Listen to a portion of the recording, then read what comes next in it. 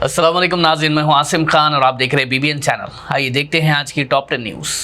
अमेरिकी सदर Donald Trump ने वाज़ेह तौर पर कहा है कि ईरान के साथ किसी भी प्रपोजल पर कोई डेडलाइन सेट नहीं की गई और उन्हें जल्दी में फैसला करने के लिए मजबूर ना किया जाए। उनका कहना था कि वो एक मजबूत और सोच समझ कर किया गया मुआहदा चाहते हैं, ना कि जल्दबाजी में लिया गया कोई फैसला। उन्होंने न्यूक्लियर ऑप्शन को भी सीधा रद्द करते हुए कहा कि अमेरिका को इस तरह के इंतहाई कदम की ज़रूरत नहीं है। ट्रंप ने दावा किया कि अमेरिका पहले ही ईरान पर कन्वेंशनल मिलिट्री और इकोनॉमिक प्रेशर के जरिए काफ़ी दबाव बना चुका है और ये स्ट्रैटेजी आगे भी जारी रहेगी। अमेरिकी सदर डोनाल्ड ट्रंप ने ऐलान करते हुए कहा कि इजराइल और लेबनान के दरमियान जारी सीज़ फायर को मज़ीद 3 हफ्तों के लिए बढ़ा दिया गया है ताकि अमन के मौके को मजबूत किया जा सके। उन्होंने वाज़ेह किया कि बातचीत पॉजिटिव रही और दोनों तरफ से टेंशन कम करने की कोशिश हो रही है। रिपोर्ट्स के मुताबिक ये सीज़ फायर पहले मुख्तसर मुद्दत के लिए था, लेकिन अब इसे एक्सटेंड कर दिया गया है ताकि आगे चलकर किसी मुस्तहकम मुआहदे की राह बन सके। ये seize fire extension middle east में बढ़ती हुई टेंशन को रोकने की एक अहम कोशिश मानी जा रही है। मिनिस्ट्री ऑफ एक्सटर्नल अफेयर्स ने सख्त हिदायत देते हुए अपने शहरियों को ईरान का सफ़र बिल्कुल ना करने की हिदायत दी है, चाहे वो हवाई रास्ते से हो या ज़मीनी रास्ते से। हुकूमत ने वाज़ेह किया कि रीजन में जारी टेंशन और सिक्योरिटी हालात की वजह से सफ़र इंतहाई ख़तरनाक हो सकता है। एडवाइजरी में कहा गया कि जो भारतीय लोग अभी ईरान में मौजूद हैं वो जल्द से जल्द मुल्क छोड़ दें और एम्बेसी के ज़रिए बताए गए सेफ रूट्स का इस्तेमाल करें। साथ ही उन्हें तंबीह दी गई है कि बिना एम्बेसी के राब्ता किए किसी भी बॉर्डर की तरफ ना बढ़ें, क्योंकि इससे उनकी जान को खतरा हो सकता है। भारत की मिनिस्ट्री ऑफ एक्सटर्नल अफेयर्स ने अमेरिकी सदर डोनाल्ड ट्रंप के सोशल मीडिया पोस्ट पर जोरदार रद्द अमल दिया है, जिसमें भारत को हेल होल कहा गया था। हुकूमत ने वाज़ेह तौर पर कहा कि ये अल्फाज गैर मालूमाती, नामुनासिब और बदज़ौक़ है और ये भारत और अमेरिका के मजबूत ताल्लुकात की असल तस्वीर पेश नहीं करते।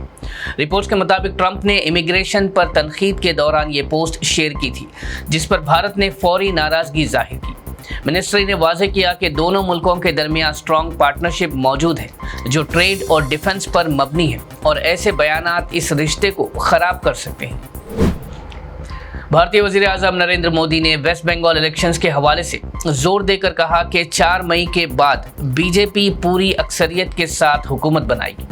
उन्होंने इलेक्शन रैलीज के दौरान अवाम को खिताब करते हुए दावा किया कि रिकॉर्ड वोटिंग और लोगों का जोश इस बात की तरफ इशारा करता है कि बंगाल में तब्दीली आने वाली है। पीएम मोदी ने इल्ज़ाम लगाते हुए कहा कि वेस्ट बंगाल में तृणमूल कांग्रेस की हुकूमत मरकजी हुकूमत की स्कीम्स के नफज में रुकावटें पैदा कर रही है, जबकि तृणमूल कांग्रेस ने इन इल्ज़ामात को रद्द करते हुए कहा कि वो हमेशा अवाम के लिए काम कर रही है और मरकज़ की तरफ से लगाए गए इल्ज़ामात बेबुनियाद हैं। राज्यसभा MP राघव चड्ढा ने प्रेस कॉन्फ्रेंस के दौरान आम आदमी पार्टी से अपना इस्तीफा देने का ऐलान कर दिया है। उन्होंने पार्टी लीडरशिप पर शदीद इल्ज़ामात लगाते हुए कहा कि पार्टी अब अपनी असल सोच से हट चुकी है और करप्ट और कॉम्प्रोमाइज़ हो गई है। रिपोर्ट्स के मुताबिक ये फैसला उनके और पार्टी क़यादत के दरमियान बढ़ते हुए इख्तलाफात के बाद सामने आया, जहां उन्हें राज्यसभा में अपने ओहदे से भी हटा दिया गया था। इस्तीफा के बाद उन्होंने इशारा दिया कि वो बीजेपी ज्वाइन कर सकते हैं और कुछ दूसरे लीडर्स भी उनके साथ जा सकते हैं। ऑल इंडिया मजलिस इत्तेहादुल मुस्लिमीन के सदर बैरिस्टर असदुद्दीन ओवैसी ने कहा है कि भारत तब तक विश्व गुरु नहीं बन सकता जब तक मुल्क के मुस्लिम्स को इंसाफ और बराबरी के हुकूक हासिल नहीं होते। उन्होंने गुजरात के भुज में एक जलसे से खिताब करते हुए आवाम को तंबीह दी कि सिर्फ स्लोगन से मुल्क आगे नहीं बढ़ता, बल्कि इंसाफ और इक्वालिटी ज़रूरी होती है। असद ओवैसी ने कहा कि अगर भारत को ग्लोबल लीडर बनना है तो हर तबके को उसका हक मिलना चाहिए, वरना ये ख्वाब अधूरा रहेगा।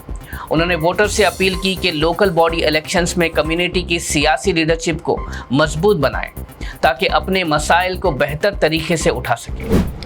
तेलंगाना में RTC स्ट्राइक तीसरे दिन में दाखिल हो चुकी है और मुलाजिमीन अपनी डिमांड्स जैसे तनख्वाह और मर्जर के लिए लगातार एहतजाज कर रहे हैं।